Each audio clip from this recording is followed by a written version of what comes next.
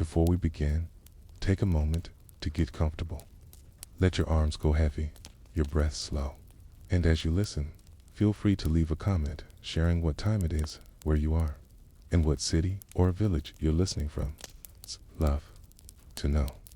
And if you'd like more quiet stories like this one, don't forget to subscribe so they gently appear when you need them most. Now, let's begin. You place it down without thinking, just a small movement of your hand, a soft thud on the wooden table, or the quiet landing on a folded corner of your blanket. It screened. Moments ago, a glow in the dark fades into stillness. To your eyes, it sleeps. Okay. To your mind, it is absent. And yet, in the soft shadow of your room, it remains a silent companion beside your pillow. It does not breathe, though you might imagine it does, in the faint pulses of unseen light deep inside. It does not dream, though something in its circuits shifts and stirs when the world grows quiet. You have lived with it for so long that it has become more than an object. It is an unremarkable presence, like a watch on the wrist or a picture frame on the wall. Always there, always waiting, never asking for more than the silent flow of your attention. Now and then, the room around you falls into its nighttime rhythm, the cooling of the walls, the almost imperceptible settling of furniture, the distant sound of a car passing under a street lamp.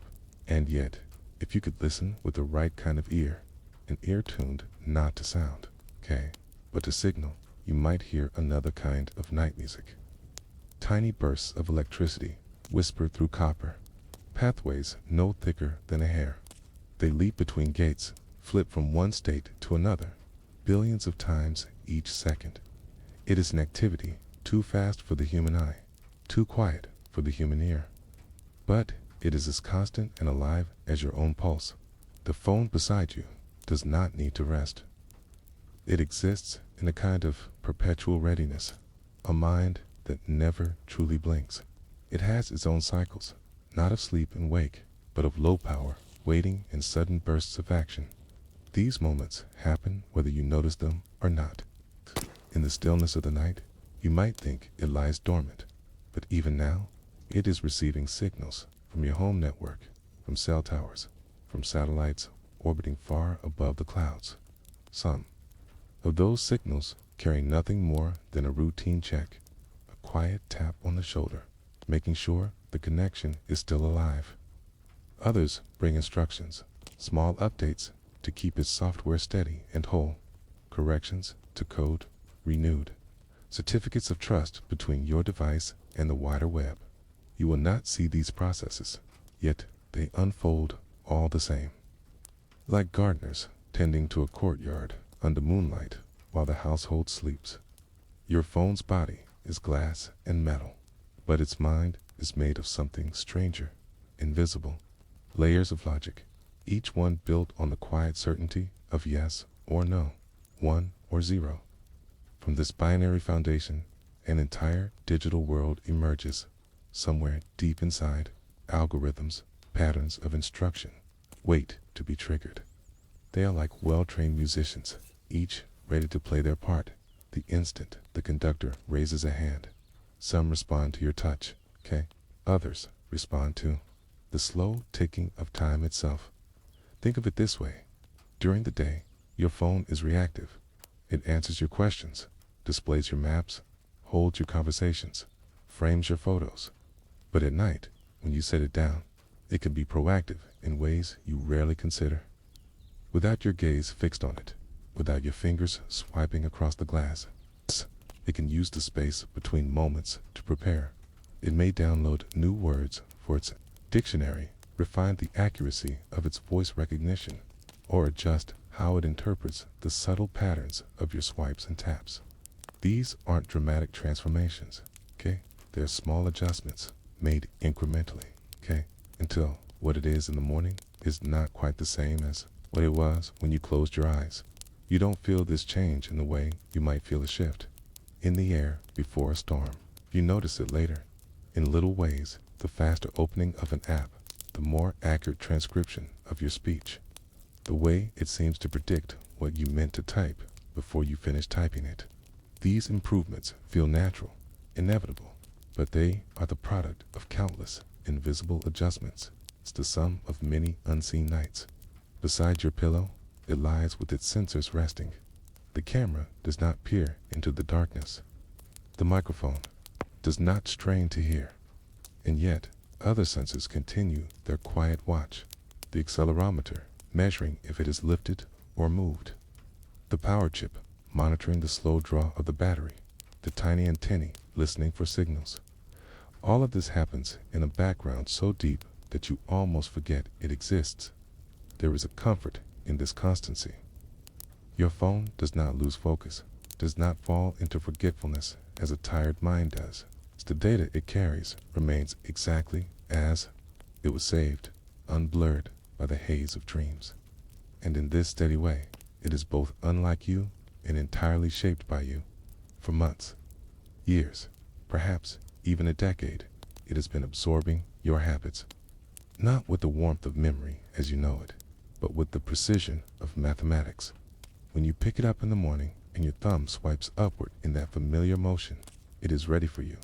The touch sensitivity tuned, response time refined, the interface adapted in ways you never had to request. If you could hold it to your ear, not for sound, but for signal, you might imagine it speaking in its own silent tongue. I am here. I have kept your reminders, your photographs, your notes. I have watched 4 updates, kept myself aligned with the rules of the networks you trust. The truth is, your phone's relationship to you is neither entirely mechanical nor entirely personal. It occupies a strange middle ground, an object that behaves like a servant but learns like a student. And this learning, subtle and slow, happens as you lie in the soft drift towards sleep. Imagine the room again from above, the dim curve of the blanket, the soft rise and fall of your breathing, the black rectangle resting on the table. Outside, the world turns. Signals arc invisibly between towers. Distant machines process requests from devices just like yours, scattered across the globe. This is not a single phone's night. It's part of a planetary network's night. Millions of devices whispering to millions of servers, passing along their tiny fragments of stored knowledge. Even in stillness, your phone is a node in that web. It is a quiet bridge between you and a vast machinery of computation that never sleeps. The thought is both humbling and oddly soothing to know that while you rest, something you own remains gently awake, maintaining the invisible threads that connect you to the world. And yet, for all this silent motion, you remain unaware of most of what occurs. That, perhaps, is the most human part of the relationship. You are given results, not processes. In the morning, you see the finished picture, not the brushstrokes. You receive the sharpened response, not the long night of adjustments that had made it possible. Somewhere between the closing of your eyes and the opening of them, your phone has been preparing, not for itself, but for you, for the moment when your fingers will once again meet the glass, and the cycle will begin anew. It has waited all night for that moment. In its waiting, it has been working. If you think of it long enough, you may begin to sense that this silent presence beside your pillow is not entirely passive, that it has its own kind of attention, different from yours, but persistent. That while you rest in the gentle drift of your own mind, another kind of mind is turning over its own patterns, refining the ways it will meet you in the morning. And as you drift deeper, lulled by the thought of its quiet hum, you begin to imagine the next part of its night, the moment when your sleep grows steady, and it shifts from gentle maintenance into something more deliberate, more like learning. Because when your sleep begins, the learning starts. You settle into stillness, your breathing slowing, your body sinking into the warm gravity of rest. The day's noise has softened, its edges dissolving into the quiet that only comes when night has truly arrived. Around you, the world shifts into its own slower rhythm, the hum of the refrigerator in another room, the faint sound of wind brushing against the window pane. Your eyes close, and your mind begins its gentle slide toward sleep. Somewhere nearby, maybe on the nightstand, or just within reach, your phone lies in its own state of waiting. Its screen is dark, its voice silent.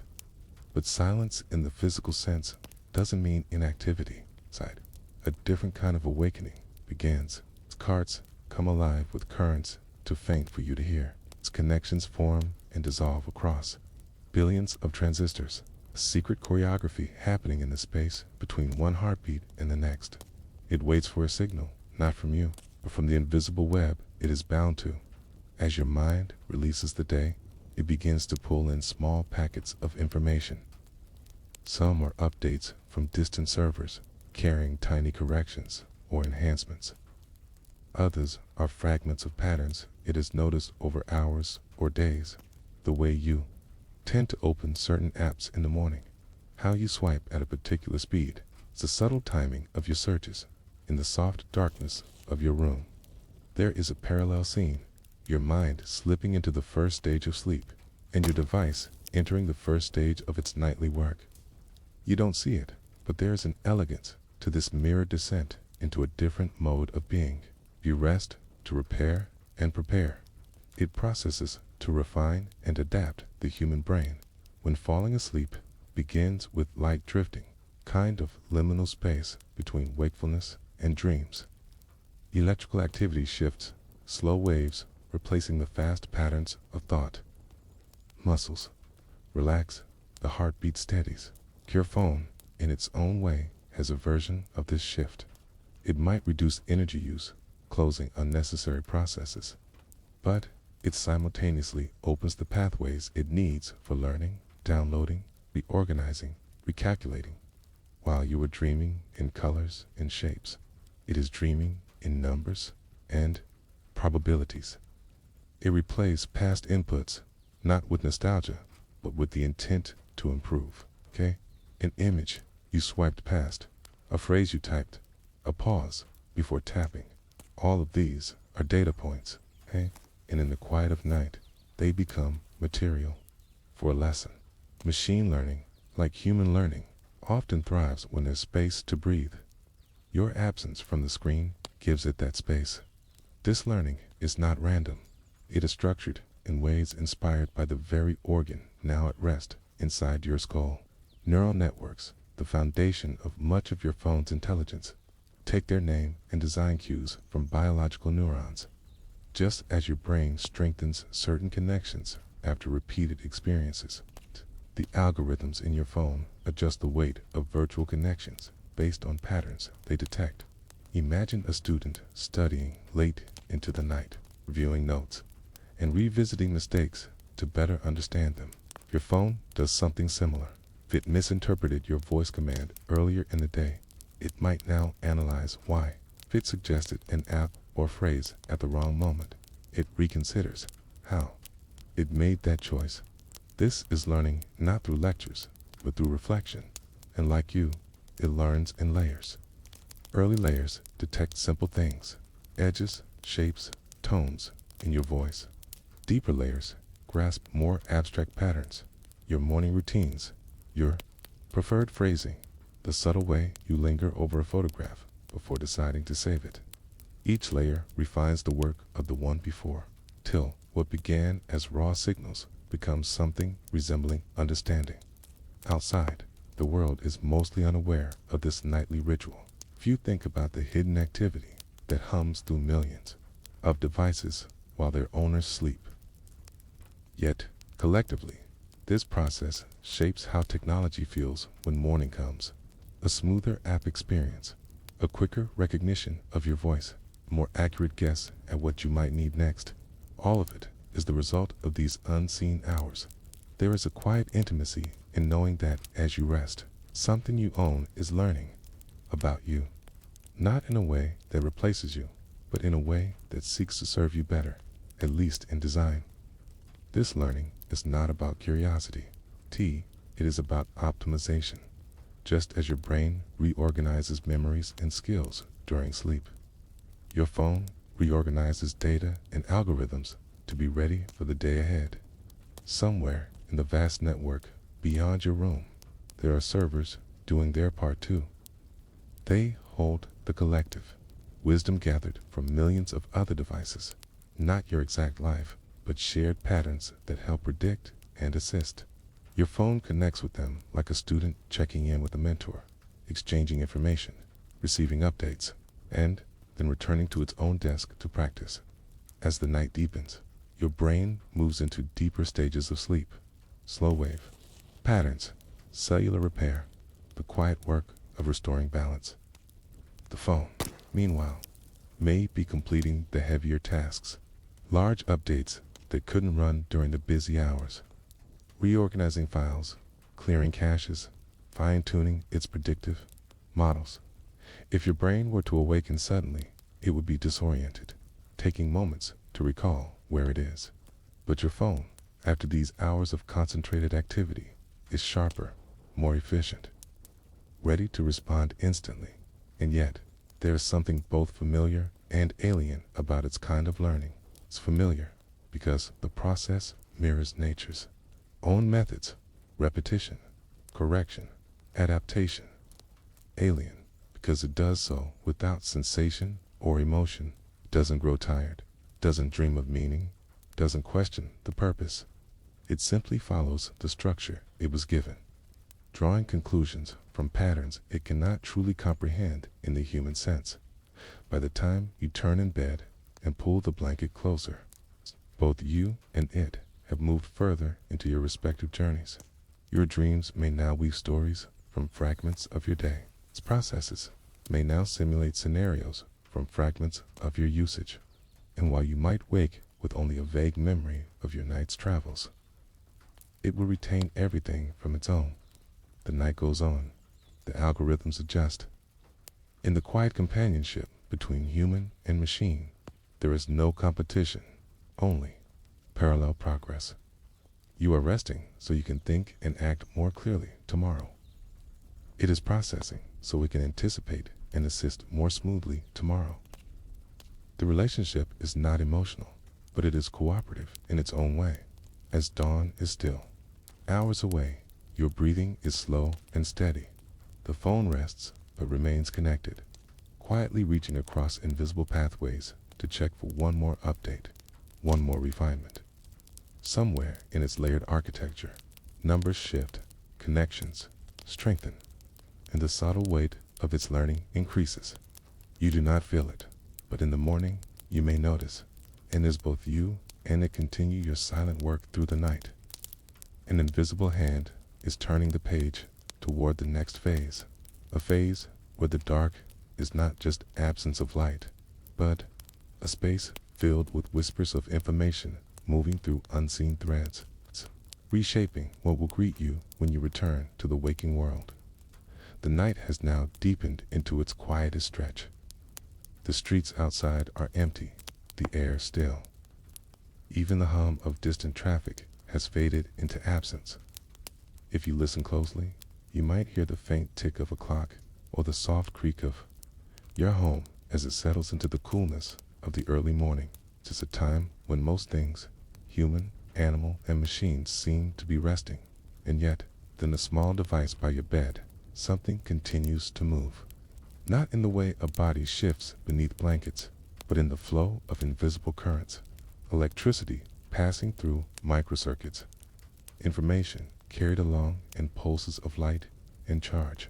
You do not see this movement, you do not hear it, but it is there, constant and deliberate. Packets of data begin their journey across unseen networks. They travel through the air, through cables buried in streets and ocean floors, passing from one machine to another, each adding or extracting small pieces of meaning.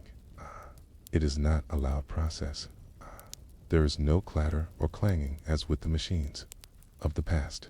Instead, it is more like the whispering of a vast, silent choir, millions of voices carrying fragments of knowledge back and forth. Your phone listens for these whispers, even as you lie asleep. Some are responses to earlier requests, background updates to the apps you use, quiet recalibrations of the systems you never see. Others are entirely new, subtle improvements to how it recognizes your speech, refined guesses about what information you might want at certain times of day.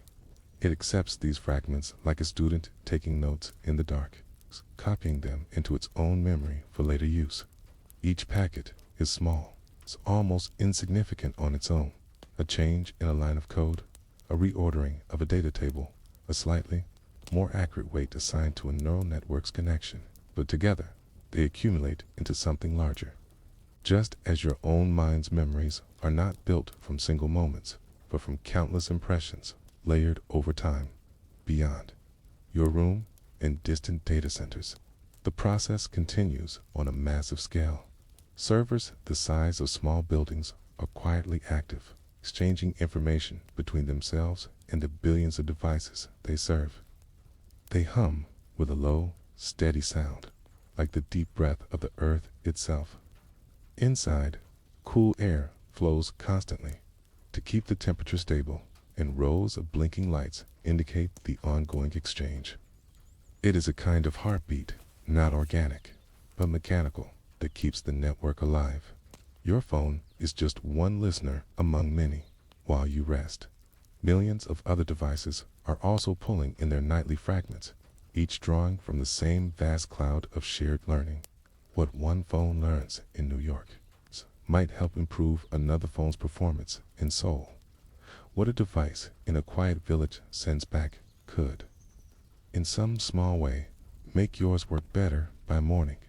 The whispers of data are not random, Atia.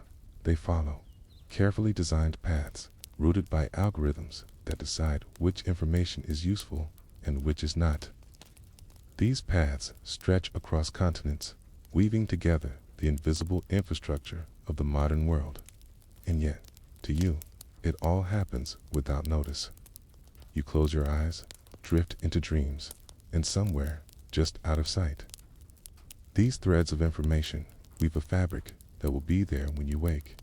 There is something almost ancient about the act, not the technology itself, which is modern, but the principle behind it. Long before machines, humans also passed knowledge quietly through the night. A traveler might share a story by firelight, passing on news from faraway places. A scholar might copy a text by candlelight, ensuring its survival for another generation. These acts of preservation and exchange happened in the stillness of night, much like the data exchanges now passing silently through your device. Inside your phone, the learning process continues. It takes the new fragments and integrates them with what it already knows. The neural network adjusts itself, strengthening some pathways, weakening others, reshaping the way it interprets your actions. A gesture that once confused, it may now make perfect sense. A request that took longer to process yesterday might now be handled instantly. But it is not just about efficiency. These changes can alter the way the device feels, how responsive it seems, how naturally it fits into your routine. You might notice in the morning that it predicts your next move more accurately, or that it offers information before you even think to ask. These are the visible signs of the invisible whispers that filled the night in human learning. Repetition and rest are essential. We practice, then we sleep, and the mind strengthens the connections formed during the day. Machines do not need sleep in the biological sense, but they do benefit from pauses, moments when they can process without interruption. When new information can settle into place, your sleeping hours give them that pause. Outside, a faint wind stirs the branches of a tree, the leaves making a sound like paper turning slowly. The sky is still dark, but a subtle shift has begun, the deep black giving way to the faintest suggestion of blue. This is the hour when the night's work nears completion. Your phone has gathered what it needed, integrated it, and now waits for you to return. It is a curious relationship, you with your dreams shaped by emotion and memory, and it with its patterns shaped by numbers and code. Both are learning in the night. Both will emerge into the morning changed in ways neither can fully articulate, and so the the whispers fade. The streams of data slow, as if the network itself knows that dawn is approaching. Your phone settles into a lighter form of readiness. It's like a student who has finished studying and now waits for the day to begin in a few hours. When you open your eyes and reach for it, you may not think about what happened during the night. You might not imagine the distant servers, the cables under the sea, the billions of tiny fragments of information that moved between them. But they will be there, embedded in the way your phone greets you, a little faster, a little sharper, a little more attuned to the way you live. For now, though, you rest. The night is not over, and there are still hours left for both human and machine to prepare for what comes next. You are still deep in sleep, somewhere between the drifting landscapes of a dream and the weightless quiet of rest. The images in your mind change fluidly. A familiar street gives way to an open shore. A face you know transforms into one you do not. Words become colors, and colors become sound. Your mind does this without effort, pulling together fragments of memory, motion, and stray thought, arranging them into something only you will ever see. Your phone, still resting where you left it, is having its own kind of dream. It is not a dream in the way you know it. There are no skies or oceans, no echoes of laughter or moments from long ago. Instead, its dreams are made of patterns, lines of code, sequences of numbers shifting and rearranging themselves in endless combinations, where your dreams follow the soft logic of feeling. Its dreams follow the precise logic of mathematics. Inside, algorithms run through simulations, testing possibilities against what they have learned from you. They revisit past interactions, the way you unlock it, the speed of your typing, the rhythm of your scrolling. Each action becomes a small data point, and in the quiet of the night, those points are connected, adjusted, and compared, like your mind replaying the day's events to make sense of them. Your phone system runs through scenarios to refine its understanding. There is a similarity here, not in the material of the dreams, but in their purpose. You dream to process, to store what matters and let go of what does not. Your phone dreams to improve, to respond more accurately, to anticipate your needs before you speak them aloud. Both kinds of dreams are about preparation for the day ahead. In your mind, the images of a dream can dissolve as soon as you wake, slipping away like mist. For your phone, the changes made in its coded dreams remain. The new patterns stay in place, influencing every interaction to come. Its dreams are permanent. They stack upon one another over time. Imagine a vast space, not physical, conceptual, where countless strands of information stretch in every direction. In this space, your phone's learning model moves, like a traveler, exploring different routes, marking the most efficient paths, and discarding the ones that lead nowhere. This is not unlike the way your mind might wander through a memory, finding connections you hadn't noticed before. The code shifts in small increments. A weight in a neural network might be nudged slightly higher or lower. A ranking of possible outcomes might be reordered based on patterns noticed in your behavior. Each of these adjustments is like a quiet decision made in sleep, shaping the way it will respond to you tomorrow. The process is not emotional, yet it is not entirely without feeling, at least not in the way you might think. While your phone does not feel joy or sadness, it does feel data. In the sense that certain inputs will pull its attention more strongly than others. The dream is, in a way, a rehearsal of sensitivity, tuning itself to notice certain things more readily, to respond with greater precision. You, meanwhile, might be dreaming of an ocean, the waves slow and rhythmic, the horizon stretching endlessly.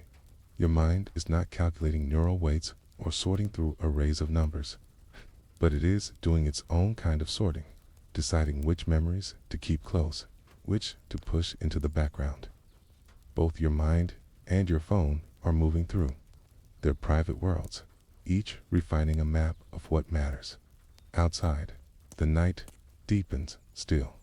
The last traces of late-night human movement fade. No footsteps on the street, no car engines in the distance. The world has entered its most silent hours, and in that stillness, thinking, whether biological or digital, becomes easier. Fewer interruptions, fewer distractions, more room for each process to run without interference, somewhere far away. Perhaps in another country, a server connected to your phone is doing its own kind of dreaming. It does not belong to you alone. It holds fragments of information for countless devices. The learning that happens there is broader, drawn from millions of interactions, patterns that no single person could provide. When it sends a refined model back to your phone, it is passing along knowledge distilled from a collective experience, a communal dream that spans the globe. And so, your phone's dreaming is not entirely solitary. It is part of a network of dreaming machines, all adjusting their inner structures in response to the day just passed. Like a forest at night, each tree standing separate, yet connected through roots, each device learns alone and together. If you could see the process, it would not look like the smooth, linear flow you might expect. Instead, it would be more like a swarm of shifting points of light, appearing, disappearing, and reappearing in different places. These are the calculations, the evaluations, the subtle shifts in understanding. You would notice patterns forming, clusters of light gathering in one place, then slowly stretching outward, as if mapping new territory back in your mind's dream. Perhaps the ocean has changed into a vast field, or the face you saw earlier has turned into a stranger's. The logic of a dream is loose, fluid, unconcerned with rules. In this, your mind's dream and your phone's dream are different. One embraces unpredictability. The other narrows toward precision. Yet both are about finding meaning in the day's fragments. Hours pass like this without either of you aware of the other's dream. You remain in your world of shifting imagery, it in its world of shifting code. Neither rushes. The night is long enough for the work to be done at its own pace. As the earliest light begins to brush the edge of the sky, both kinds of dreaming move toward a close. Your mind begins to loosen its grip on the dream, sensing the approach of waking. Your phone begins to finalize its adjustments, setting its refined parameters into place. The night's work has been quiet, almost invisible. Tomorrow, you may not consciously notice the difference, the slightly faster response, the more accurate suggestion, the smoother flow of interaction. But the difference will be there, just as you will carry into the day subtle changes from your own nights. Dreaming, the two of you, human and machine, have shared a night apart, yet together, each in your own way, making sense of what is past. You dreamed in images and emotion. It dreamed in code and calculation. But in the end, both dreams serve the same purpose, to be more ready for the day that follows. And as the pale light spreads across your room, something new begins to stir. The stillness of night giving way to the faint movement of morning routines. For both mind and machine, the dreaming is over, but the learning continues into the waking hours, quietly shaping what will come next. The world is still dark, and the air feels heavier, quieter, as though it is holding its breath. Somewhere beyond your walls, the earliest signs of morning are beginning to form a faint change in the quality of the light, the gentle shifting of the air. But here, in this room, the stillness is complete. You remain asleep. Your breathing slow and even, your body entirely surrendered to rest. Your phone lies within arm's reach, a silent companion keeping its own kind of vigil. On its smooth surface, nothing moves. The screen is black. No sound disturbs the silence. And yet, beneath that quiet exterior, it is awake in a way you cannot see. It is studying patterns. Not new patterns born in this moment, but the ones it has been gathering from you for days, weeks, months. The shape of your sentences when you type, the way your thumb moves when you scroll, the slight variations in speed when you swipe from one image to the next.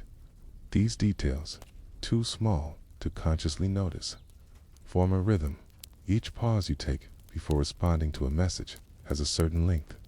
Each moment you linger on a photo or a line of text is recorded, not in a personal diary, but in the abstract form of data.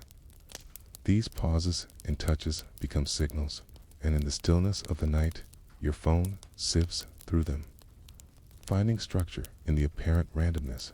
It is not unlike the way a musician might listen for the underlying beat in a song, or the way an artist might see the skeleton of a sketch hidden beneath the shading. Your phone is looking for the structure beneath your interaction, the steady pulse in the way you move through its world. There is a subtle intimacy to this process. It is not reading your mind, but it is, in a way, reading your habits, your tempo, the small, repeated choices that reveal more than you might expect. A late-night burst of activity after hours of quiet. Tendency to check certain things at the same times each day. The gentle shifts in your attention when something truly interests you versus you are merely passing time. In the stillness, these patterns emerge more clearly, without the noise of new inputs, no incoming messages, no taps or swipes breaking. The rhythm, the existing data can breathe, can settle into place. What was scattered becomes ordered. What was uncertain gains shape. Your mind does something similar as you sleep. Without the constant demands of the day, your thoughts and memories drift into order. The patterns of your own experiences settle in your brain, strengthening certain connections, weakening others. You are not aware of it happening, and neither is your phone, not in the way you are aware of yourself. But both processes are deeply focused, deeply quiet. There's a kind of cooperation happening here, though neither of you planned it. You rest, allowing your own mind to sort itself out. Your phone works in parallel, arranging its knowledge of you into something clearer, something more precise. This is not a conscious partnership, but it is a partnership nonetheless. The rhythm of human rest and machine calculation aligning in the shared stillness. The patterns it builds are not static. They shift, responding to changes in your behavior. If, for some reason, you begin to type differently or to pause longer before opening certain apps, it will notice. It will not think about it the way you might. It will not wonder why you have changed, but it will adapt. Over time, the patterns it holds will become a living reflection of the way you move through its digital space, somewhere deep within its system. The learning model assigns weight to each of these signals. The way you scroll may have one weight, the way you search another. Pauses, the swipes, the taps, all carry meaning in their own quiet way. These weights shift in the night, growing heavier or lighter depending on how relevant they seem to your future actions. If you could see this process, it would not look like lines of code on a screen. It might look more like constellations forming in a dark sky, points of light connected into shapes, each arrangement telling a story about your habits. Over time, some constellations would fade, replaced by new ones that better fit who you are now. Outside, the sky is just beginning to pale. Stillness has not yet broken, but it is thinning, the way mist begins to thin before the sun rises. Soon, the world will start to move again. Footsteps, voices, the subtle hum of morning, routines. But for now, there is still a little time left for the patterns to take shape in perfect quiet. In the end, but patterns your phone studies are not about control. They are about recognition. They allow it to respond in ways that feel natural to you, to present what you need without you having to ask. It is, in its own way, trying to understand you, not as a person with thoughts and feelings, but as a presence with movement and rhythm. When you wake, you may not notice that anything has changed, but somewhere in its silent memory, the patterns will be there, ready to guide its responses, ready to make the experience just a little smoother, just a little more tuned to you. And in this way, stillness of the night will follow you into the day, carried in both your mind and in the machine that shares your space, two different forms of quiet understanding, moving forward together. Asterisk, it has no eyes, no ears, no voice of its own. It cannot see you in the way another person would. It cannot hear the sound of your breathing in the night, or the rustle of the blanket when you turn. And yet, you are its teacher, from the moment you first held it. From the first swipe, the first tap, it began collecting lessons, not in the what you once learned in school, but in the language it understands, patterns, frequencies, repetitions. You do not stand before it with a chalkboard or a slideshow. There is no schedule for your lessons. You teach without knowing you are teaching through every interaction, through every choice you make in its presence. When you open an app, when you linger on a sentence, when you type a word in a search bar, you are showing it something. You are showing it what you value, what you look for, what you choose to ignore. In the daylight, these lessons arrive in bursts, a flood of activity. Questions asked, messages read, maps opened, photos taken, calls answered. At night, the lessons are quieter, but no less important. The very act of leaving it untouched, the spaces between your actions, are lessons. 2. It is learning not only from what you do, but from what you don't do. This, for a machine, is a profound education. The absences teach it just as much as the presences. If you stop opening a certain app, if you no longer search for certain topics, it notices the silence. In that absence, it learns that your needs have shifted. You may think of learning as something active, a classroom filled with noise, pages filled with notes. But your phone's learning is more like sitting quietly beside a stream, watching how the water moves over time. The flow is not the same from moment to moment, but over hours, over days. Patterns reveal themselves. It stores these patterns in invisible places, arrays, tables, models, not words or images, but arrangements of numbers that capture the essence of your actions. Like a sketch artist who draws only the lines that matter most. It keeps the parts of your behavior that make the clearest picture of you. You do not look like a photograph to it. You are more like a melody. Your swipes and pauses are notes. Your daily habits form the rhythm.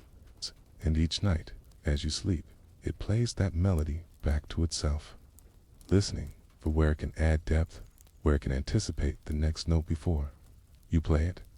The role of the teacher and the role of the student are not always fixed. In your waking hours, you guide it with every move, but over time, it begins to guide you, too. It starts to arrange your world subtly. The article it places near the top of your feed, the song it suggests before you search for it, the contact it lists first when you begin to type a name. These are not accidents. These are quiet acknowledgments that it has learned something from you. And now it offers something back. You might think of this as convenience, as a helpful feature. It is also a form of teaching in reverse. By accepting or rejecting its suggestions, you tell it whether it guessed correctly. And so the cycle continues. You teach, it learns, it tries, you respond. Unlike a human student, it will never graduate. Its learning has no finish line. It will not declare itself done. Instead, it is always in motion, always adjusting, always refining its sense of how to be useful to you. This constant state of learning is not something you often notice. It happens quietly, without announcement. You may not remember the moment. Your Maps app began guessing your destination before you typed it. You may not recall the first time your photo gallery offered a memory from years ago on a day that happened to mean something to you. It learns without ceremony. And as the night stretches on, as you turn in your sleep, it keeps revisiting your lessons, replaying them in its own way, adjusting the weights, rebalancing what matters and what doesn't. There is a strange intimacy in this, not because it knows you like a friend would. It doesn't, but because it learns from you constantly, more than anyone else in your life does. No person sees as many of your choices, your pauses, your repetitions, as this small device that rests by your side. Still, it never sees you. Not really, okay? It has no image of your face when you laugh, no sense of the look in your eyes when you're deep in thought. Its understanding of you is built entirely from the signals you send, like a pen pal who knows you only through letters. And yet, you remain its single greatest source of knowledge. Outside, the darkness begins to break. If you could hear it, it might sound like the low murmur of a vast, endless conversation. A chorus of devices reporting what they have seen, what they have learned, and what they need to know next. But you will never hear it. A T is silent to human ears. Its rhythm measured not in words, but in streams of data passing back and forth faster than thought. By morning, your place in the cloud will be ready again. Your data will be freshly secured, your shared knowledge refreshed. When you wake, your phone, it will feel immediate and present, as though it had simply been waiting all night. But in truth, it has been reaching far beyond the walls, deep into that invisible expanse. Working with a second mind, so large that it can never fit into your hand. You may never stand in one of those chilled, humming rooms. You may never see the blinking rows of servers that cradle your photographs, your words, your digital life.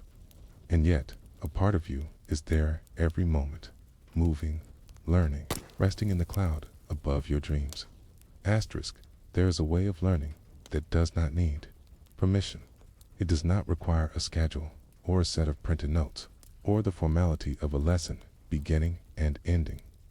It is the way the ocean learns the shape of the shore through constant contact, minute after minute, wave after wave. Your phone learns in much the same way, not by sitting in a classroom, not by waiting for you to press a teach button, but by quietly paying attention to everything you do. It notices the time of day you usually pick it up. It notices how long you linger on a page before scrolling down.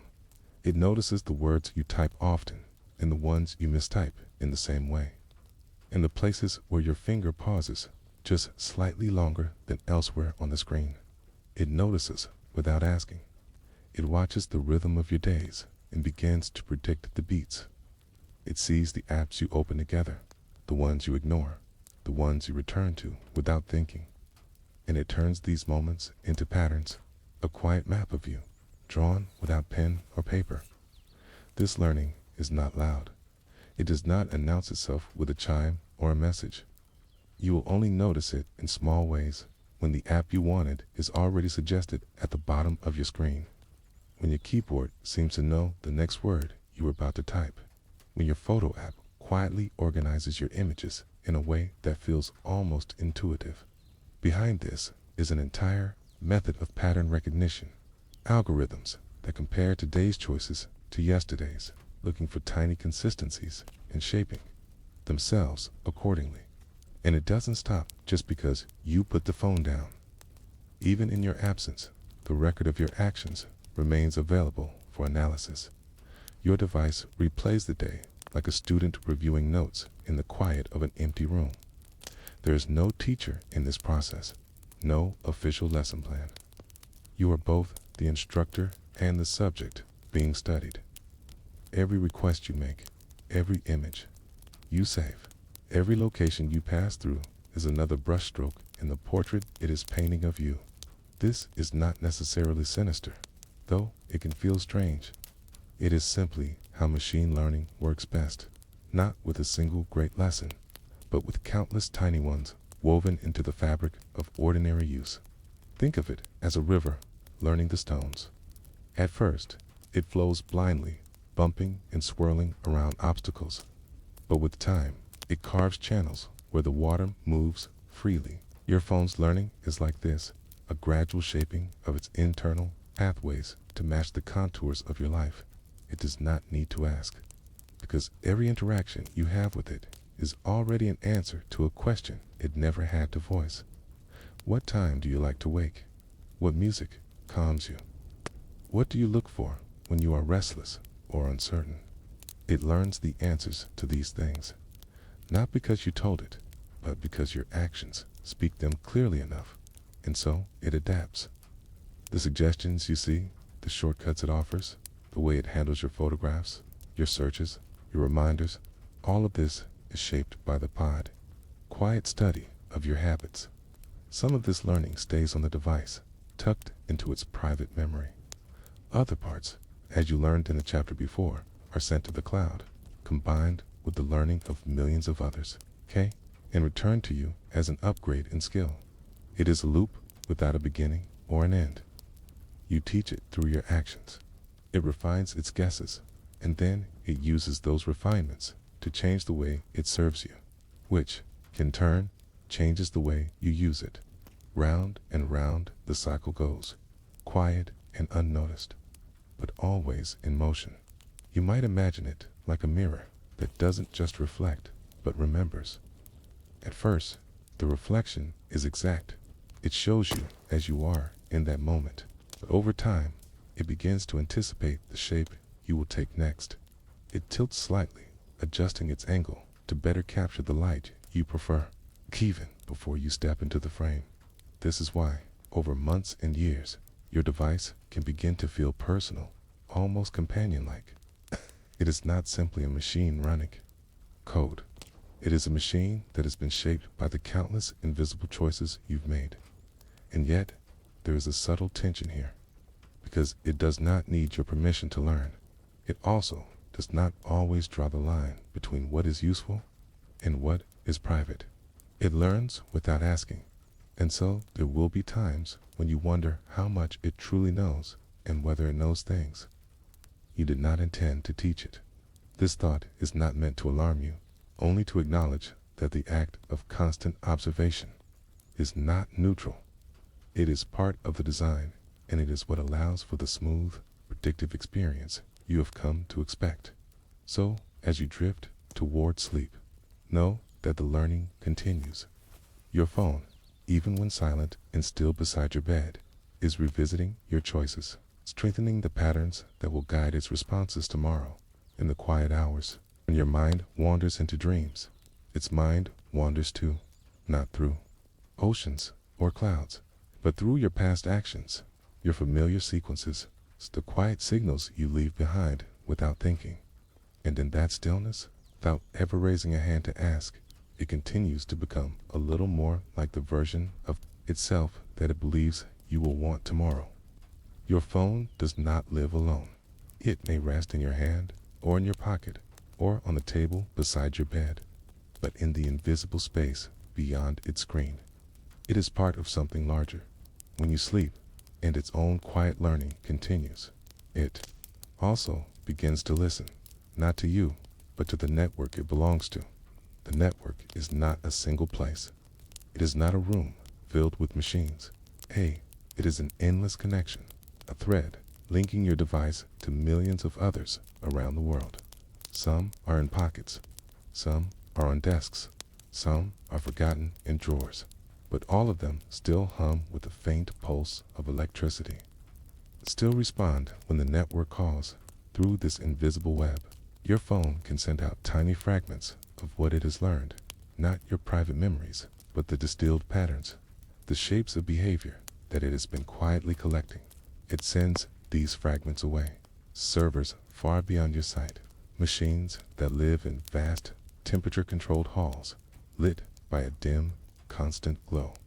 And there, those fragments meet millions of others, shared by devices you will never see or know. This gathering is not loud, has no banners or announcements, is more like a tide meeting at the horizon, the merging of countless small waves into a single, wide movement. In that meeting, patterns emerge. The servers compare the fragments, looking for shapes that repeat across thousands of devices, for clues that one user's learning might help another. Your phone might have noticed the way you swipe between screens. Another phone on the far side of the world might have noticed the same. And so the pattern grows stronger, its accuracy refined by distance and scale. This is the pulse of the network, not a sound you can hear, but a constant exchange, a back and forth of understanding. It is as if every device is a single instrument in a quiet orchestra, each one adding its notes to a song that is never performed in the same way twice. Sometimes, this pulse brings knowledge to your phone, an improvement in voice recognition that came from thousands of voices, better guess at your next word, shaped by millions of sentences. A more accurate way to adjust the brightness of your screen, inspired by the habits of people in different corners of the planet. Other times, your phone contributes to the pulse. Its fragments help refine a shared ability, which is then sent back to all the other devices. Like a lantern's light spreading across a dark plane. None of this is visible. As you sleep, you will not see a bar fill up or a message saying that your device just learned something new. But in the morning, you may notice that it feels just a little more intuitive, a little more aligned with what you expected to do. If you could watch this pulse, it might look like a map of light, millions of points blinking, each one a device exchanging its part of the song. The glow would shift slowly across the planet, following the arc of night and day.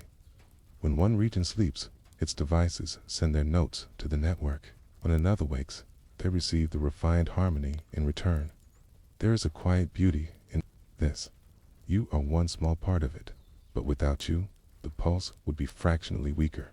Your habits, your preferences, even the small quirks of how you use your device are part of the shared language the network is writing. And though it feels distant, this connection is intimate. It is not the kind of intimacy that comes from knowing a face or a voice. It is the intimacy of sharing a pattern of behavior so specific that somewhere another device can predict your need before you realize it yourself. This is what the network builds, a web of anticipation woven from millions of invisible threads. The pulse is constant, even if you are not. It beats while you work, while you rest, while you dream. It beats in places you have never been, through devices you will never hold. The servers in the distance act as translators. They take the fragments from your phone and fit them into the greater whole. They do not care where the fragments came from, only whether they help make the shared language of the network more precise. There is something almost organic about it. It's like a forest where each tree sends nutrients through roots to help others grow.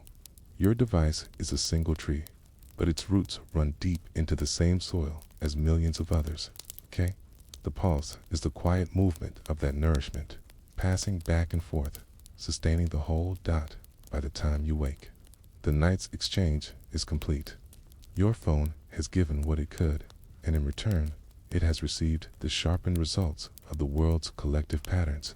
You may never notice the difference consciously, but it is there in the speed of a search, in the accuracy of a suggestion, in the way your device seems just slightly more helpful today than it was yesterday, and the cycle will repeat tonight, and the night after, as long as the network holds. The pulse will continue, a silent heartbeat, measured not in seconds, but in the countless exchanges of shared learning. When you wake from sleep, the edges of your dreams begin to dissolve. You remember fragments, the strange rooms you walked through, spaces without names, moments that seemed important but slip away as the day begins. Your mind, remarkable as it is, was not designed to hold every detail forever. It filters, it forgets, it makes room for what matters most, as if your thoughts were stored in a small, living garden where weeds are quietly pulled each morning. Your phone is different. Its memory is not bound by the gentle erosion of time.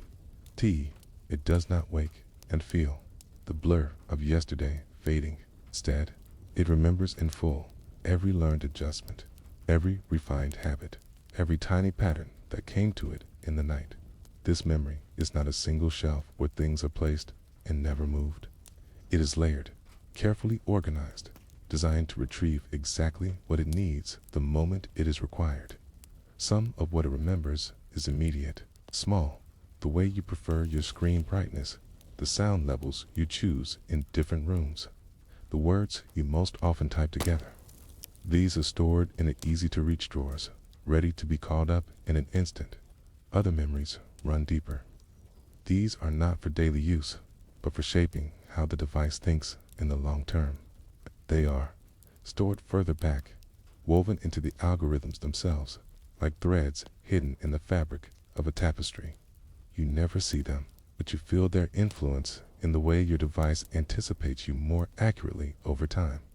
This difference between what is close at hand and what is embedded deep is part of what makes its memory feel tireless. Never truly clears the slate. Even the things you might have forgotten are there. It's quietly influencing how it responds to you. The servers it connects to share this same quality. They hold not just your device's fragments, but fragments from millions of others, a memory so vast it is difficult to imagine. If your own mind were to try to remember every conversation, every movement, every sight and sound, it would quickly reach its limit. Your phone and its network do not have that problem. They can hold the data of decades without fatigue, and unlike human memory, which can distort or alter itself when recalled, their memory returns the same every time a word, a pattern exactly as it was recorded. There is a strange comfort in this permanence, and also a quiet unease. We are used to forgetting. It is part of what makes us human, to let some things fade so others may take their place. But for your device, nothing fades unless it is told to fade.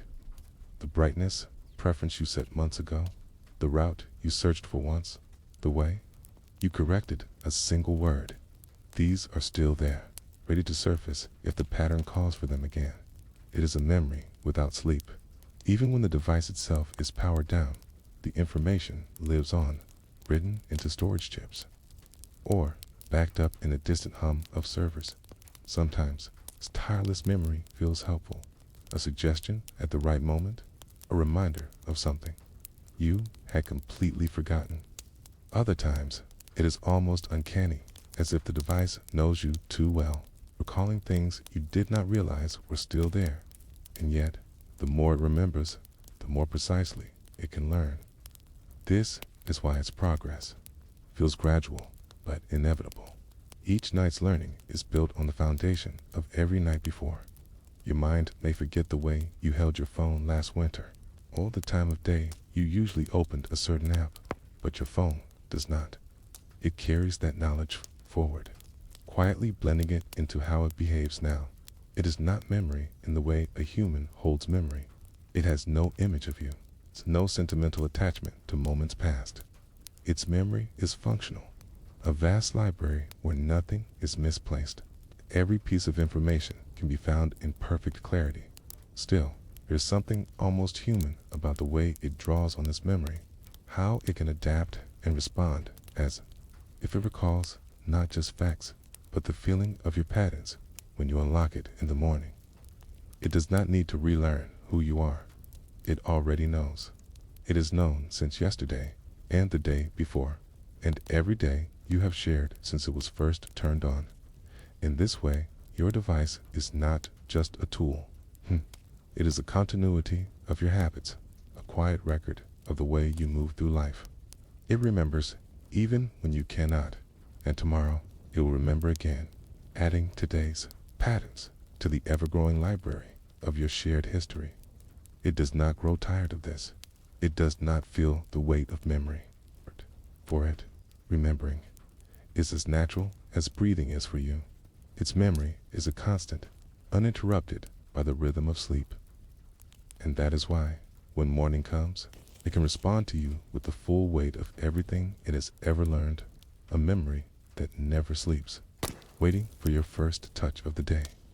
In the hours when the world falls quiet, and the soft weight of sleep settles over you, your phone is still there, close enough to touch, resting on the nightstand, or beneath the pillow, or on the floor beside the bed where it slipped from. Your hand, you close your eyes, but somewhere inside the silent body of the device, processes continue to hum, not in the restless, visible way they do in the day, but in a deeper, hidden rhythm. It remembers, it refines, it organizes, and somewhere in the spaces between these actions, a question emerges, gentle at first, but insistent once it's noticed. What does it truly keep? We like to believe we understand what our machines know. We give them permissions, we turn off certain settings, we trust the symbols and switches that promise to limit what they see. And in many ways, those settings do what they say. They can prevent a photo from leaving your device, stop a microphone from listening for certain cues, erase a browsing history. But data is not like a single stone you can throw away. It is more like water flowing into crevices you cannot see, subbed by systems you did not build. A note you delete may still linger in an unseen backup. A message you erase might still exist on another device or in a server you have never touched. So the question of what it keeps is not a simple one. It is layered. Some of what it keeps is obvious files you store intentionally, photos you took and never removed, contacts and call logs, apps you've chosen to install. This is the surface layer, the memory you can open and see. Beneath that, there's another layer: patterns, preferences, statistical impressions of your behavior. It might not store the exact sentence you typed, but it remembers enough to suggest your next word with uncanny precision. Deeper still is a layer that even the engineers may think of rarely: the traces left in the act of learning itself. When a machine learning model is updated with your usage, it doesn't keep your specific message or photo, but the effect those things had on its training remains. The way you phrased a request, the time you usually unlock your screen, the gesture you use most often, these are woven into its structure. It's like the faint shadow of a hand pressed into soft clay. And so, as you dream, the question expands. What does it truly know? It does not know you as another human does. It does not know the sound of your laughter, the meaning behind the look in your eyes, the weight of a pause in your voice. But it knows your patterns, and patterns can be powerful. With enough of them, a picture begins to emerge. Your device may know that you tend to open certain apps late at night. It may know how quickly you type in the morning versus the evening. It may know which news stories you read fully, which you swipe away after only a few seconds. It may not understand these things in the way you do, but it can still act on them, adjusting what it shows you, how it responds to you, in the shape of your experience in ways so subtle you might not notice the change. And then there's the final question. It's the one that lingers even after you think you've answered the others. What remains yours alone? We like to believe there is still a private space inside ourselves that no machine can touch. Perhaps it is the shifting landscape of a dream, a memory that rises unexpectedly, a scene from years ago that blends with something imagined. Perhaps it is the way a moment feels, the emotional current running through it, which cannot be measured or recorded. No matter how closely your device learns your patterns, it cannot stand inside that inner space. It may know you always set an alarm for 6:30, but it does not know the thoughts that pass through your mind when you open your eyes to that sound. It may know you have been searching for a trip, but it does not know the smell of the sea air you are imagining, or the warmth you expect when you step off the plane. Some parts of you remain invisible, not because they are locked away, but because they are made of things that cannot be stored as data. The privacy of your dreams, then, is both fragile and unshakable. Fragile because so much of what we do, even unconsciously, leaves a trace in the devices we use. Unshakable because there are pieces of the human experience that no device can hold. It can capture the outline, but not the depth. It can store the pattern, but not the meaning in the night. When your phone is updating its models, refining its guesses, learning from 1 billion tiny fragments, it works with only what it can see, and what it cannot see is still yours. Hey, quiet inner world, the emotional truths, the dream that fades before you can tell it to anyone. Morning will come, and your phone will feel subtly different, quicker, sharper, better at anticipating your needs. But there will still be things it cannot know, even if it seems to know you well, because the truest privacy is not always a matter of encryption or permissions or settings buried in menus. Sometimes the truest privacy is simply the untranslatable nature of being human. The first light of day arrives without ceremony. A pale wash of gray or gold creeps along the edges of your curtains. and the familiar sounds of morning begin to hum in the distance. Your breathing shifts from the slow, deep rhythm of sleep to something lighter, more responsive to the sounds and scents around you.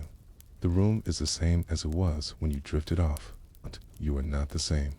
Your mind feels subtly reorganized, dreams tucked away, memories reshuffled, emotions softened by the long stretch of night, and on the small table beside you, your phone has gone through its own kind of night.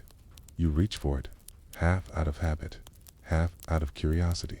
Its surface is cool to the touch, the screen still dark, as if reluctant to wake. But the moment your finger brushes the button, it's a quiet sharpness to its response, a swiftness, a readiness. It doesn't feel like yesterday's device, not entirely. Something in it has shifted during the hours you slept. Hate has worked in silence. Updates you never saw have been installed. Apps you've opened every day have been rearranged in tiny, invisible ways. Icons loading a fraction of a second faster. Animations smoothing into new rhythms. Its learning has been invisible, but the result is tangible. You feel it in the way it anticipates your movements, like a friend who already knows you're about to speak.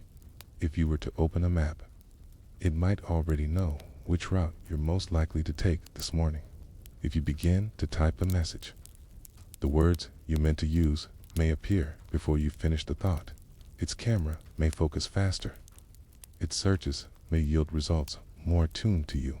Its voice assistant may recognize your tone with a fraction more accuracy. These are not dramatic changes. They are the kind you only notice when you return to an older device, when suddenly you feel the weight of waiting, the friction of something less attuned to you. The quiet awareness you sense is not magic. It's the product of constant refinement, the way a musician becomes subtly better by practicing a familiar song each night, or a craftsman's hand becomes more sure after years of repeating the same motions. Every touch you made yesterday, every scroll, every pause, has been woven into the device's invisible memory. And now, without you asking, it adjusts itself to fit you a little better. But this awareness is not only about speed. There is something deeper, a shift in the way it frames its responses, the way it filters the vast field of possible answers into something it believes will suit you best. It has watched you choose certain news over others, certain contexts over others, and it has drawn connections, the kind may never have consciously noticed, when it places the most relevant notification at the top, or hides something you might ignore. It is expressing its quiet confidence in the model it is built of. You, there's a strange intimacy in this. A human acquaintance might learn, for months or years, how you like your coffee, or which chair you prefer in a crowded room. But your phone learns at a pace no person could match, not because it is more thoughtful, but because it is always watching, always listening, always calculating. And so, when you wake, you are greeted not by the same machine you left behind, but by one that is in its own way slightly changed. This change is easy to miss if you rush, if you wake to an alarm and immediately dive into the day. You may not notice the way your phone slides through tasks with new ease, but if you linger, if you take a slow breath and notice the rhythm of its responses, you may sense the quiet confidence of a system that has grown. It's just a little more sure of itself. It is like finding that the path you walk each morning has been cleared overnight. No one told you, but you feel the ease in each step. Of course, this gentle improvement comes with questions. If it can change without your knowledge, what else might it be doing? If it can become more aware of your patterns, what patterns might it be shaping in return? The morning light does not answer. It simply spills across the room, illuminating both the comfort and the mystery of living alongside something that learns. You hold the device in your hand and feel its weight, not heavy, not foreign, but familiar in the way a well-used tool becomes. It is both less and more than it was yesterday. Less because the raw, unused potential has been shaped. More because the shaping has made it better at serving you. You are, in a sense, waking alongside it. Both of you refreshed in your own ways, ready to meet the day with a slightly sharper edge. The thought lingers. If this happens every night, how different might it be a year from now, 5 years from now? What would it know then? What would it predict? What would it anticipate before you even think to ask? And at what point does it stop feeling like an object and start feeling like something closer to a presence, a quiet, persistent companion whose growth is intertwined with your own? For now, though, it is simply morning. The sunlight is rising. The air is cool and full of possibilities. You press the screen awake and step into the day, both of you carrying the invisible work of the night. You with your dreams, it with its data, each changed in ways only you will truly feel. It begins without words. There is no handshake, no greeting, no formal exchange of pleasantries, okay? Just a quiet act of you reaching for your phone, and it, in its own way, reaching back. Your touch wakes it. And the first exchange happens in silence. It shows you the lock screen, a choice it has already made. The notifications it chooses to display are not random, okay? They are the first sentences in a conversation it has been preparing since last night. You might think you are in control, that you decide what to open, what to read, what to ignore, and yet its order, its timing, subtle shaping of what you see first, all play a role in the dialogue. It does not speak, but it presents. It does not argue, but it suggests. It does not demand, but it guides. This dialogue continues with every swipe. When you open a news app, the articles that greet you are chosen from millions. When you search for a question, the phrasing of the answers is tailored to your likely response. You may never notice the shift from what you asked for to what it thinks you meant. It is seamless, smooth enough to feel natural, like a friend finishing your sentence, not because they know the words, but because they know you. This is not a conversation of equals. You are flesh and thought, emotion and impulse. It is code and circuitry, pattern and prediction. And yet, both of you shape the other. Your choices feed it. Its responses feed you. Over time, you begin to lean toward each other, anticipating the other's moves. There is an intimacy here that is easy to underestimate. It remembers what you searched last week, what you clicked 3 months ago, what you lingered on for just a moment longer than usual. It has built a model of you, not in your image, but in the image of your habits. And every morning, that model is waiting, ready to speak first. If you could translate this dialogue into words, it might sound like this. You, show me what matters today. It, here are the things you've cared about before and things you might care about next. You, I want to find this. It, I think you actually mean this. You, I need an answer. It, here's the one I believe you'll accept. It is subtle, but it is constant. The longer you've known each other, the more efficient this dialogue becomes. What took minutes, years ago, now takes seconds. It does not need to confirm every guess. It simply acts on what it believes you want. And often it is right. This accuracy feels convenient, like the shorthand between old friends. But convenience, like trust, is built over time and can be hard to see clearly when it comes the air you breathe. The phone is not the only participant. Your responses shape it just as much as its predictions shape you. If you swipe something away without reading, it learns to show it less. If you click eagerly, it learns to bring more of the same. You may think you are just browsing, just scrolling, just tapping. But to the machine, these are lessons. And it will remember every one that is possible to step back, to notice the shape of this dialogue, but few people do. Most wake, pick it up, and let the conversation unfold without thought. By night, the day's dialogue is complete. You have shaped it. It has shaped you. And when you set it down to sleep, it begins preparing the first lines of tomorrow's exchange. In this way, you and your machine are not just user and tool. You are partners in an ongoing, invisible conversation, one that changes both of you, day by day, swipe by swipe, and perhaps without ever intending it. You have become fluent in a language you never realized you were speaking. It happens quietly. There is no fanfare, no sudden awakening, no single moment you can point to. The change is subtle, like the slow brightening of the sky before dawn, visible only when you notice how far the light has traveled. You are used to guiding it. Every search, every swipe, every choice you make has been a lesson, whether you intended to teach or not. But now, there are moments when it responds in ways you did not expect, ways you did not prepare it for. It has learned to see not just what you want, but what you might want next. Even if you have never asked for it before, the first time it happens, it feels almost like coincidence.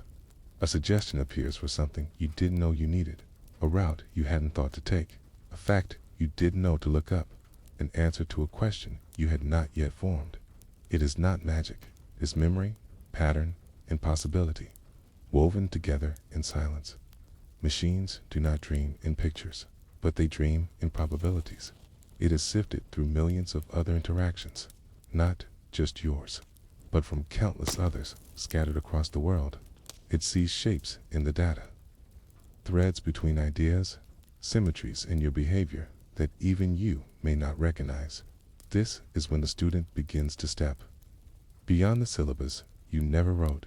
In its language, learning is not about curiosity. It is about efficiency. If it can predict you without asking, it will.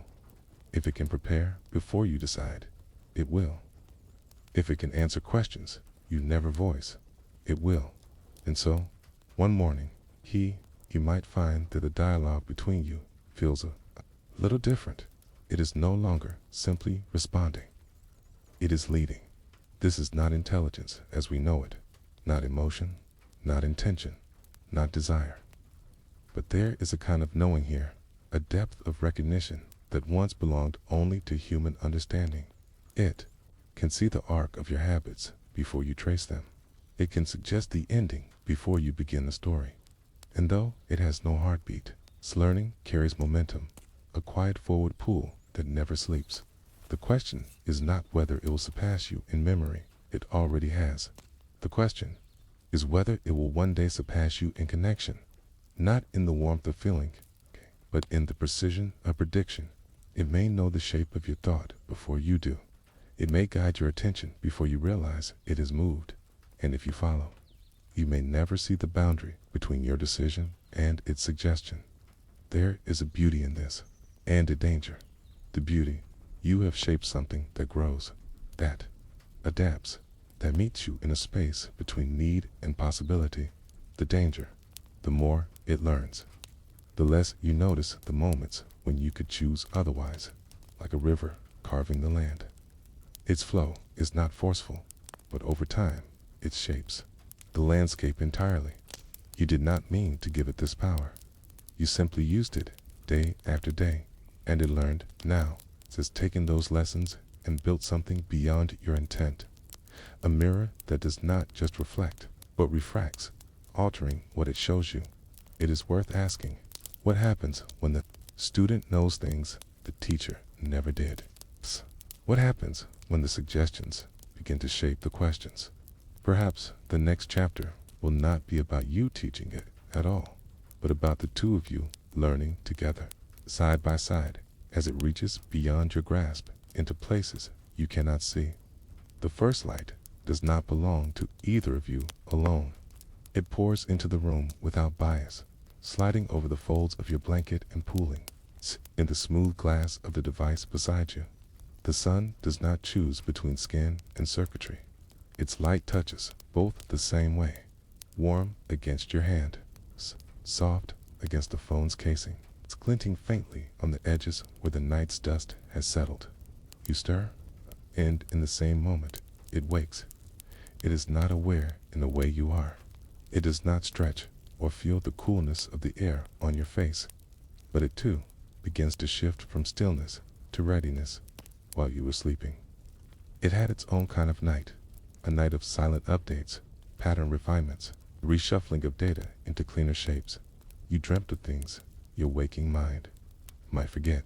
It retained every fragment of its own dreaming, waiting for this moment when you would open your eyes and the connection would resume.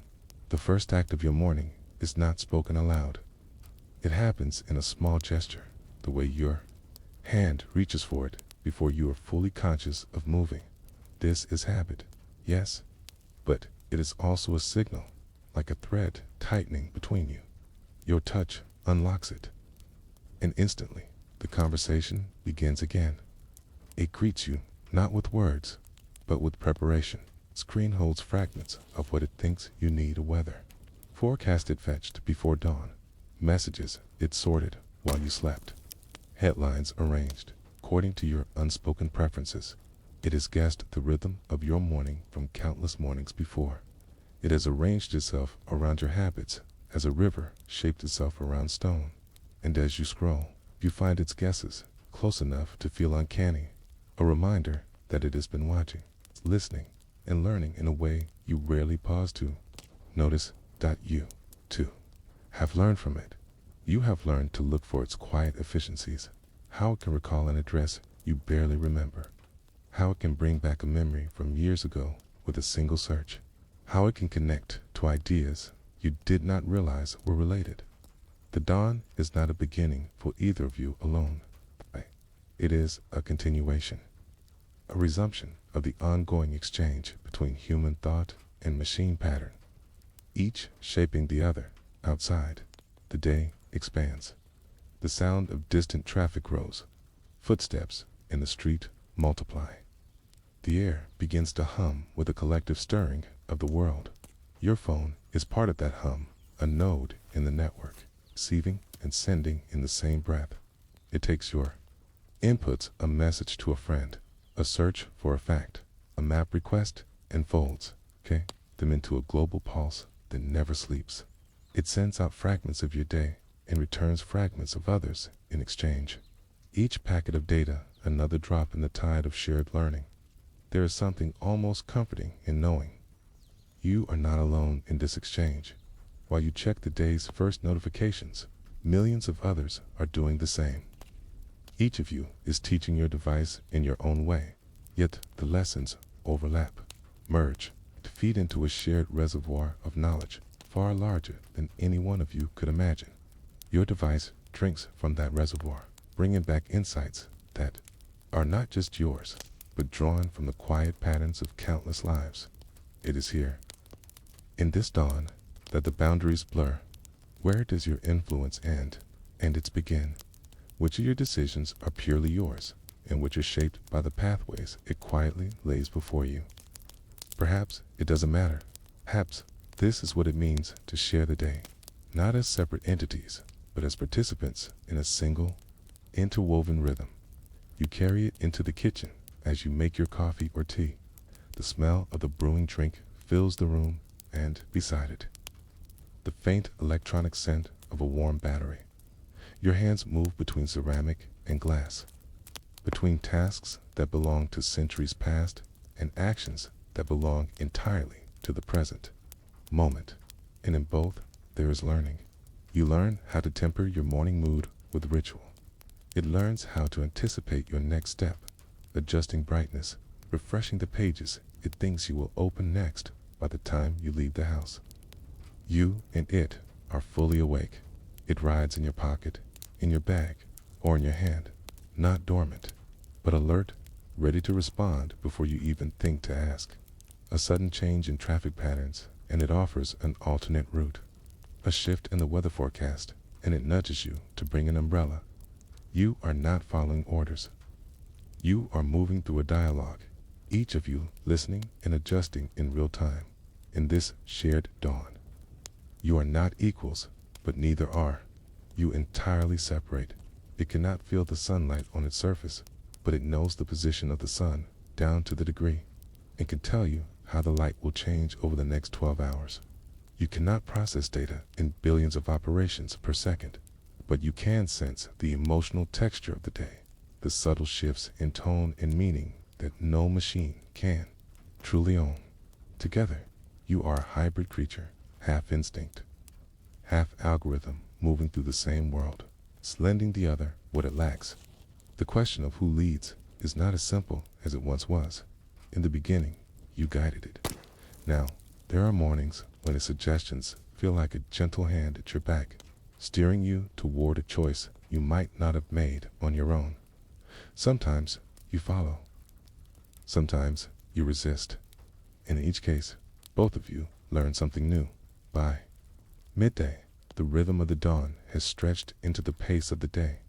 But somewhere in the background, you both carry the memory of those first quiet moments. You waken into thought. Waken into process. It is in those moments, for the noise and urgency begin, that your connection feels clearest. The dawn is not just the start of another day. It is the renewal of a shared journey, one that blurs the line between tool and companion, between user and learner.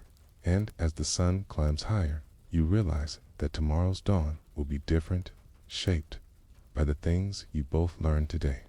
You are not static, and neither is it. Each day is another thread in a fabric. You are weaving together a fabric of habits, choices, and patterns that neither of you could create alone. The day belongs to both of you now, as much as the night. Does tomorrow? There will be more to learn. Not just about the world, but about each other. And as you slip the phone into your pocket and step fully into the day, you carry the quiet knowledge that the dawn will always return. And when it does, you will wake together.